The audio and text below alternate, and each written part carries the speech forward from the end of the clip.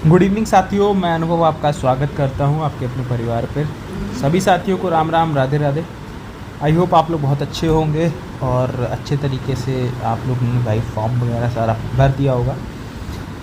कुछ doubt again and again जो है वो बहुत सारे लोग जो है पूछ रहे हैं, ठीक है। मतलब मेरा इस वीडियो को बनाने का बहुत ख़ास मन तो नहीं था, लेकिन इतने ज़्यादा डाउट इस फ्रीक्वेंसी में पूछे गए हैं तो सोचा कि ज़्यादा बड़ा वीडियो ना रख के छोटा सा वीडियो एक बार मैं आप लोगों को बता देता हूँ, जिससे आप लोग जो है भाई समझ जाइए। बार बार एक ही चीज़ देखो, यूट्यूब पे बताने का कोई मतलब होता नहीं है। अगर आपको एक बार चीज़ें बता दी, अब आप लोग खुद इंजीनियर हो, कुछ चीज़ें समझ सकते हो, कुछ चीज़ें पढ़ सकते हो, नोटिफिकेशन दे रखा है, नोटिस दे रखा है, सारी चीज़ें डिफरेंसेस आपको बता दिए कि क्या डिफरेंसेस हैं चीज़ों में लेकर, किस तरीके से आयोग के मानक हैं, उन मानकों पर आपको काम करना है, सभी चीज़ें आपको ऑलरेडी बता दी, ठीक है। तब भी कुछ लोगों के बहुत सारे डाउट्स जो हैं वो यहाँ पर बन रहे हैं, तो यहाँ पर मैं उन्हीं सारे डाउट्स पर एक बार थोड़ा सा बात आप लोगों से कर लेता हूँ। कुछ डाउट्स मैंने देखे हैं तो उसके रिलेटेड मैं एक एक करके उन डाउट्स को क्या कर लेता हूँ भाई, यहाँ से आपका उठाऊंगा और आप लोगों को जवाब दे दूंगा, ठीक है।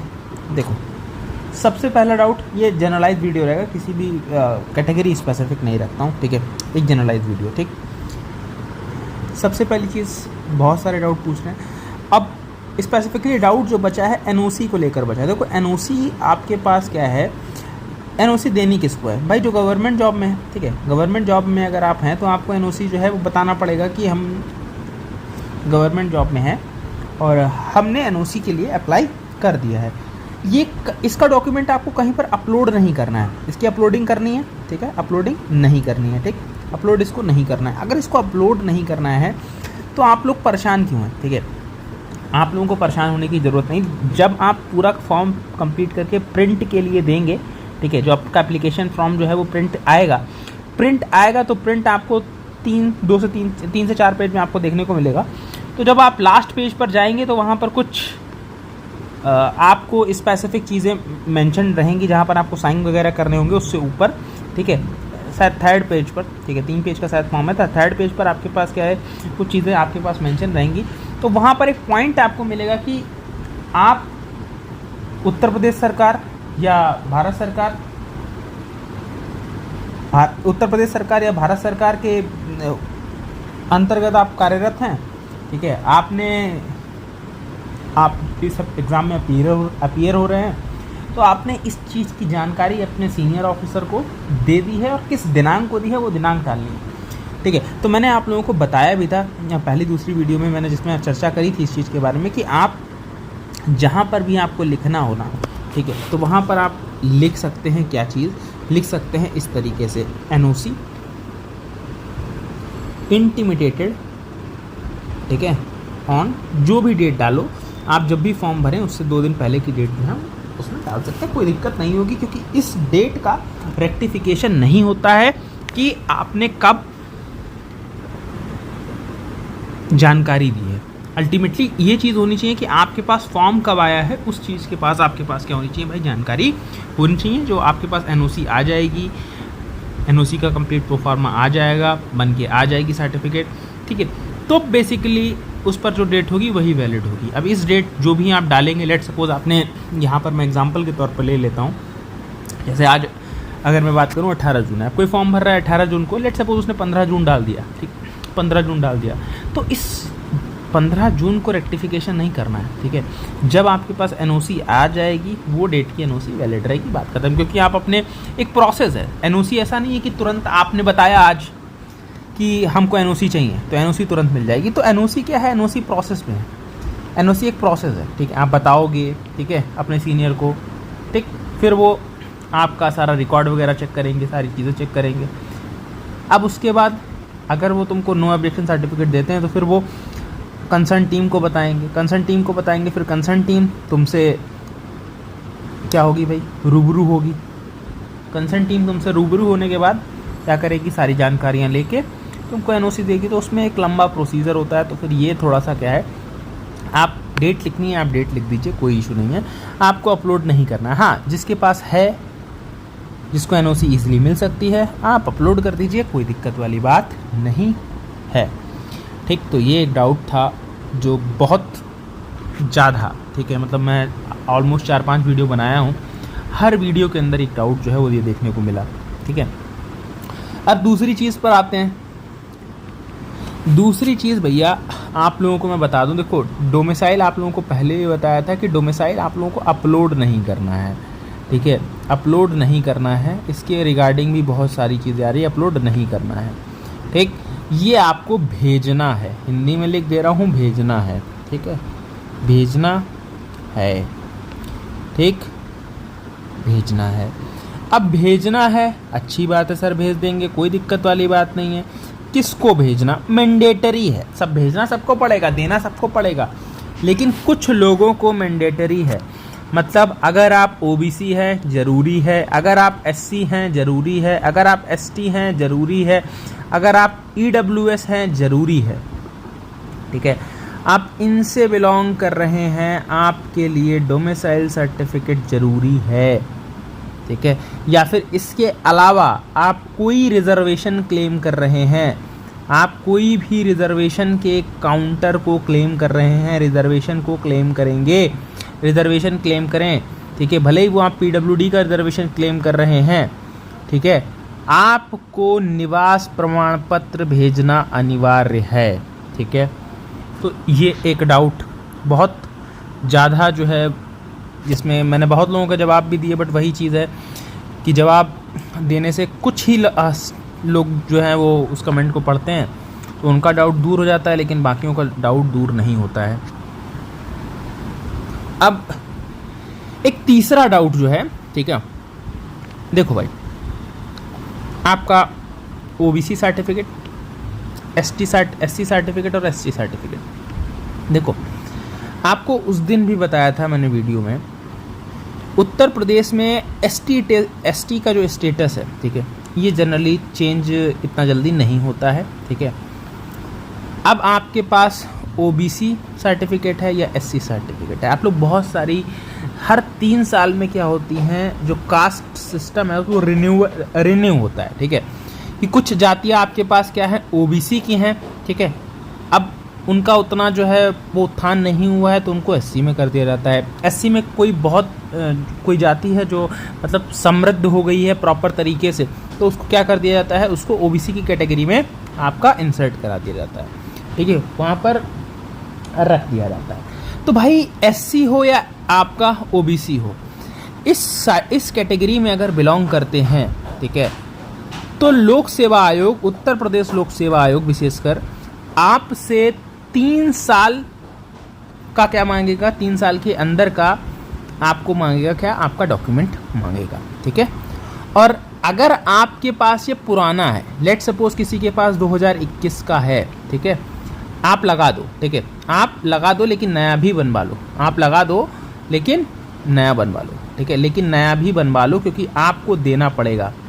ठीक है, नया बनवा लो। ठीक है, आपको देना ही देना पड़ेगा, ये चीज़ आप बिल्कुल रख लीजिए मेरी बात। ठीक है, अब जो ज़्यादा ज्ञानी लोग बनेंगे ना, ठीक है, तो फिर ज्ञानी बनते रहो। अब इस वीडियो के बाद मैं इन टॉपिक्स पे वीडियो नहीं लेके आऊँगा। ठीक है, क्योंकि कुछ ज्ञानी लोग जो हैं वो ज़्यादा होशियार हो गए हैं, तो फिर वो जो है कमेंटबाजी करेंगे। ठीक है भाई, यूपी एई के अंदर जो है, या यूपी लेक्चरार के अंदर, या स्पेसिफिकली मैं इस तरीके से बात करूँ कि यूपी के टेक्निकल एग्ज़ाम के अंदर पहली बार मेंस का कॉन्सेप्ट लेकर आया है। ठीक है, और मेंस का कॉन्सेप्ट आया है तो डैफ भी पहली बार सबके सामने आया है। ठीक है, इसीलिए बहुत सारे लोगों को मैं बार बार एक चीज़ बोला हूँ कि बहुत सारे लोगों के फॉर्म जो हैं आपको रिजेक्शन लिस्ट में देखने को मिलेंगे। ठीक है, मैं ज़्यादा नहीं कहता हूँ, ज़्यादा मैं कम से कम भी अगर रखूँगा ना तो कम से कम 100 लोगों के फॉर्म आपको देखने को मिलेंगे, क्योंकि गलतियाँ होंगी ही होंगी। ठीक है, गलतियाँ होंगी ही होंगी, इतना बताने के बाद भी होंगी। ठीक, क्योंकि अभी मेरे पास कम से कम 7-8 मैसेजेस जो हैं आ चुके हैं कि सर मेरा फॉर्म गलत हो गया, अब मैं क्या करूँ। ठीक है, तो भाई आप लोगों से मेरा यही कहना है कि आप लोग भाई गलतियाँ ना करें, ज़्यादा अच्छा रहेगा। गलतियाँ करोगे तो उसका कोई भी मतलब नहीं निकलेगा, लॉस आपका होगा अल्टीमेटली। ऐसा नहीं है कि पेपर आपको देने को नहीं मिलेगा, ठीक है। आप गलत चीज़ें मेंशन करोगे, पेपर आपको नहीं देने को मिलेगा, 100% श्योर है। लेकिन आपसे धोखे से गलती हो गई तो पेपर से 15 अगस्त लास्ट वीक में, सितंबर फर्स्ट वीक में एक रिजेक्शन लिस्ट जनरेट होगी, ठीक है। उसमें आपके पास बेसिकली नाम होगा लोगों का, जिनका नाम होगा उनको विद इन अ वीक क्या होगा, आयोग बुलाएगा इलाहाबाद में, ठीक है। डॉक्यूमेंट के साथ आप पहुंच जाएंगे, दे देंगे, आपका जो है भाई आ जाएगा क्या, आपके पास सारी चीज़ें जो है वो आपको देखने को मिल जाएंगी। आपके पास सभी प्रकार से एडमिट कार्ड आपका आ जाएगा, पेपर आप दे लोगे। लेकिन वो जो 2-4-5 दिन रहेंगे ना, वो आपके हेक्टिकनेस के जाएंगे। सबसे बड़ी चीज़, इस वजह से मैं आप लोगों को बार बार एक चीज़ समझा रहा हूँ, ठीक है। आपके पास नहीं है, आप पुराना अब नया नहीं बनवा सकते, तो 2021 का लगा दो, कोई दिक्कत नहीं होगी। लेकिन आप नया बनवा के अपने पास रख लेना, ठीक है, नया बनवा के रख लेना, ठीक। अब कुछ ज्ञानी बाबा लोग मेरे से इस बात में बहस कर रहे हैं, ठीक है। EWS इंग्लिश, हाँ सॉरी, अभी पहले इसी वाले डाउट पे आते हैं, ठीक है। OBC SC और ST वाले उस पर, ठीक है।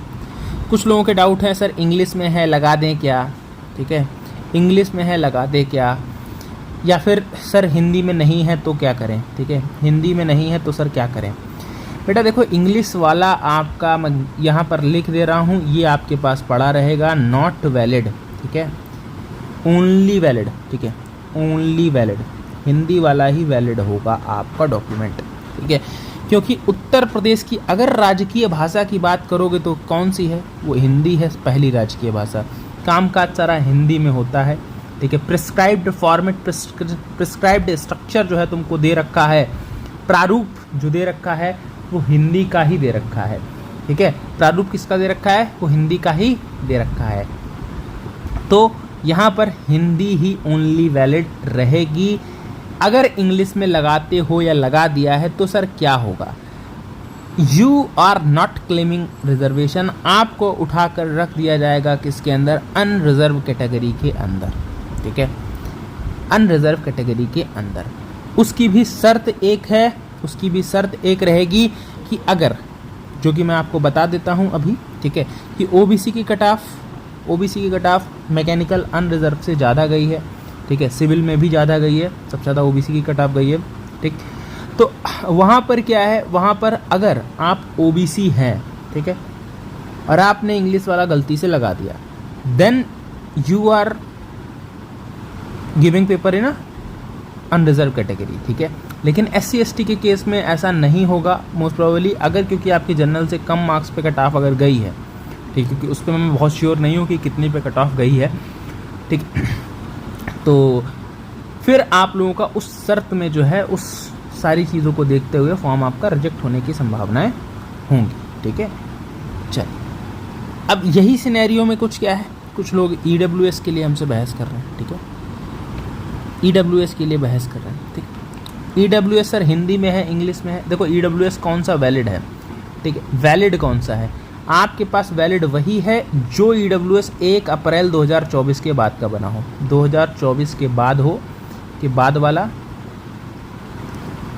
वाला वैलिड होगा, ठीक है, वैलिड होगा। क्योंकि ये यहाँ पर दो चीज़ें बन के आ सकती हैं, ठीक है। यहाँ पर क्या हो गया होगा कि दो आपके पास क्या हो गया, फॉर्म बन के आ गए होंगे, ठीक।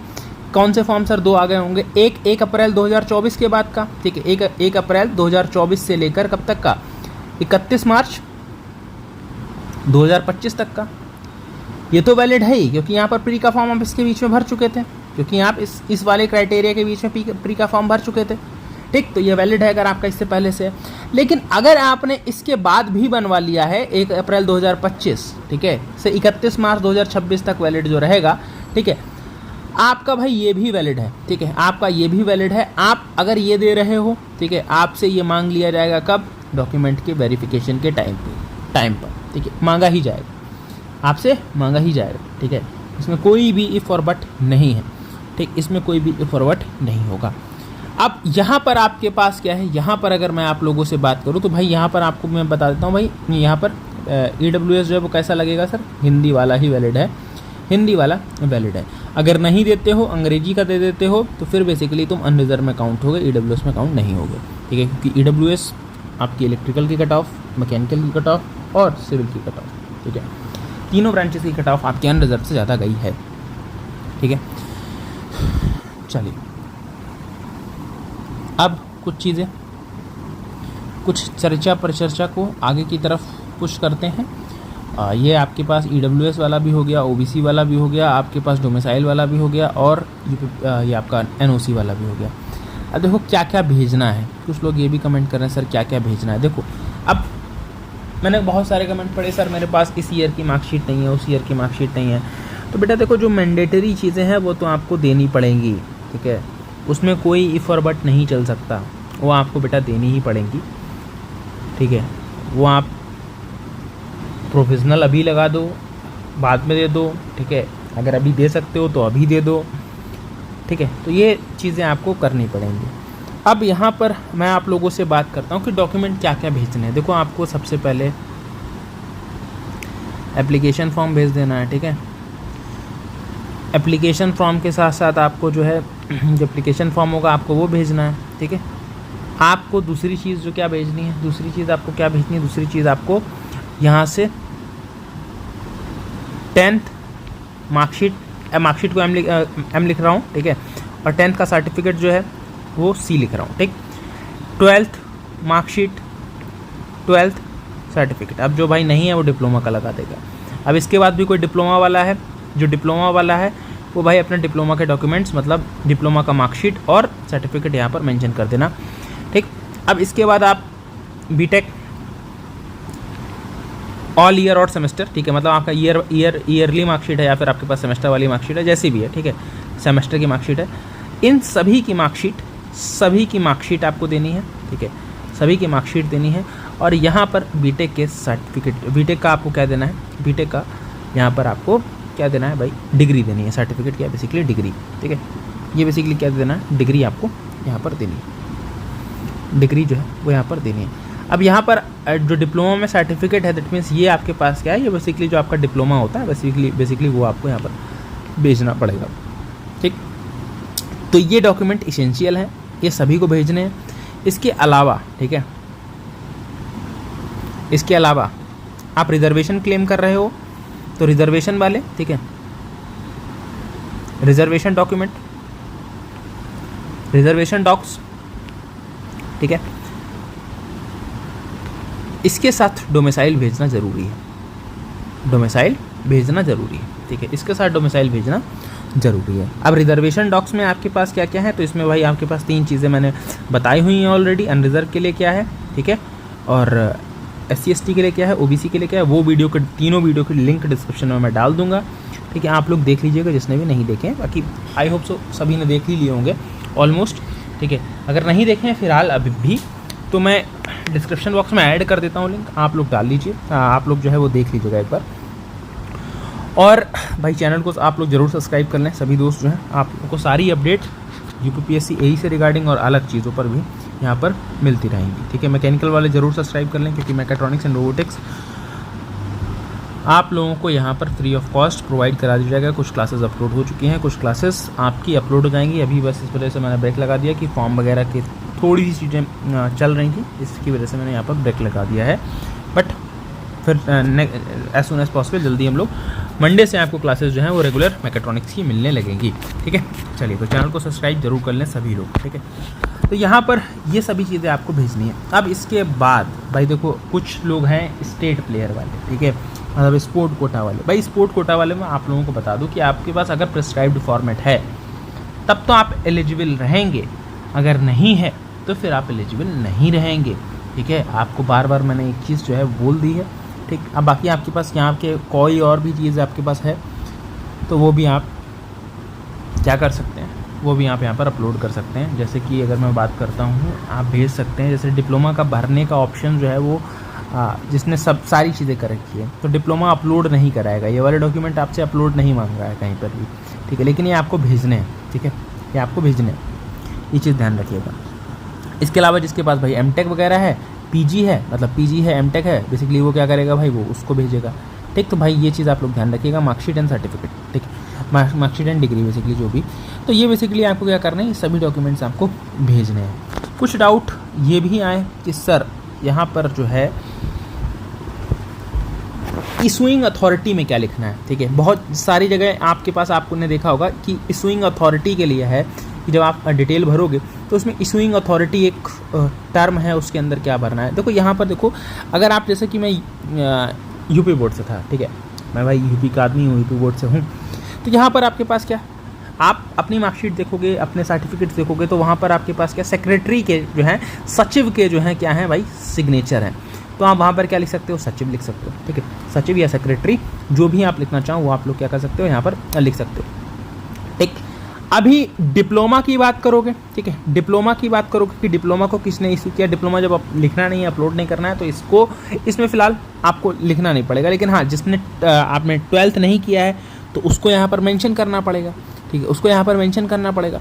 तो भाई वहाँ पर आपके पास क्या है, तो उसमें आप लोग क्या लिख सकते हो भाई, ठीक है, उसमें आप लोग जो है एग्जामिनेशन कंट्रोलर, ठीक है, एग्जामिनेशन कंट्रोलर या फिर कंट्रोलर ऑफ एग्जामिनेशन, जिसको मैं COE लिख दे रहा हूँ, कंट्रोलर ऑफ एग्जामिनेशन बेसिकली ये, चाहे बीटेक हो या फिर एमटेक हो, ठीक है, बीटेक हो या एमटेक हो, ठीक, ये बेसिकली आपके पास क्या, आपके पास कंट्रोलर ऑफ एग्जामिनेशन।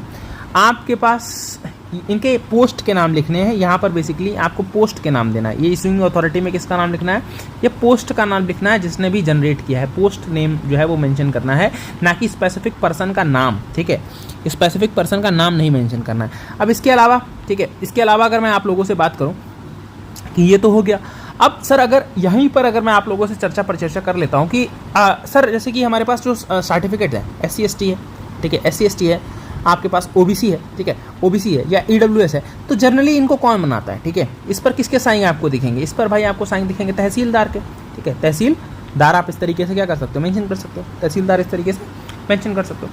तो ये आपको इस तरीके से फिलअप करना है, ना कि उनके नाम जो भी मतलब XYZ, जैसे कि लेट सपोज अगर मैं बात करूँ कि मतलब कोई भी है पोस्ट है, ठीक है, उस पर क्या है, जैसे कि मैं जब इंटर पास किया तो सेक्रेटरी कौन थे, वासुदेव यादव सर थे, ठीक है, तो वासुदेव यादव ये नहीं लिखना है आपको, जो पद का नाम है बेसिकली वो लिखना, पोस्ट का नाम है वो लिखना, ठीक है।